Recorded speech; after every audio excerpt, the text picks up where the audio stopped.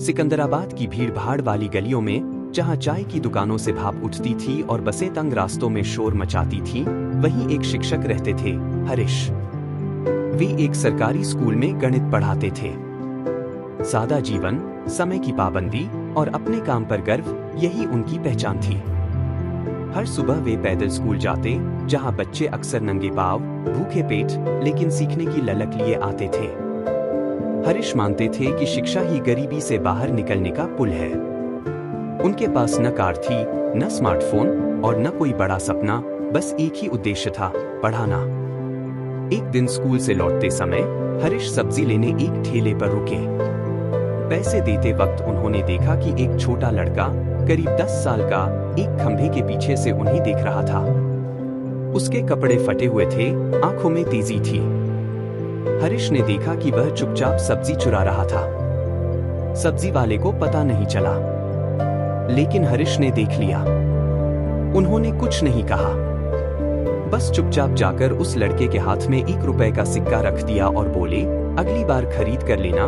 लड़का कुछ पल उन्हें देखता रहा, फिर भाग गया। दिन बीतते गए। हरीश उस घटना को भूल गए, लेकिन लड़का नहीं भूला। वह स्कूल के बाहर दिखने लगा, दूर से देखता, कभी-कभी सीढ़ियों पर बैठा रहता। एक दिन हरीश ने उससे पूछा, पढ़ना चाहते हो? लड़का सिर हिलाता है। उसका नाम था अयान। उसके माता पिता नहीं थे, बस एक दादी थी जो मंदिर के बाहर फूल बेचती थी। हरीश ने प्रिंसिपल से बात की, अयान का दाखिला करवाया, किताबों का खर्च खुद उठाया। मीना ने उसके लिए यूनिफॉर्म सिल दी। धीरे धीरे अयान बदलने लगा। चोरी बंद हो गई, पढ़ाई शुरू हो गई। साल बीतते गए। अयान एक शांत, होनहार छात्र बन गया। उसने परीक्षा में टॉप किया, स्कॉलरशिप जीती और हैदराबाद जाकर इंजीनियरिंग पढ़ने लगा। हरीश और मीना ने कभी कुछ मांगा नहीं, बस गर्व से देखते रहे कि जिस लड़के को उन्होंने 1 रुपए से सहारा दिया था, उसने अपनी जिंदगी खुद बना ली।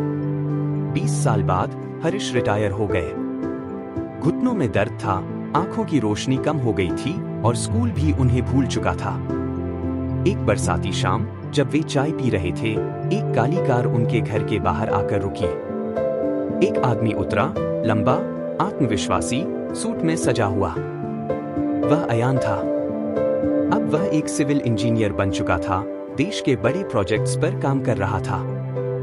लेकिन आज वह कुछ और देने आया था। मैं एक स्कूल बना रहा हूं, उसने कहा, आपके नाम पर, उन बच्चों के लिए जो कभी मेरी तरह थे।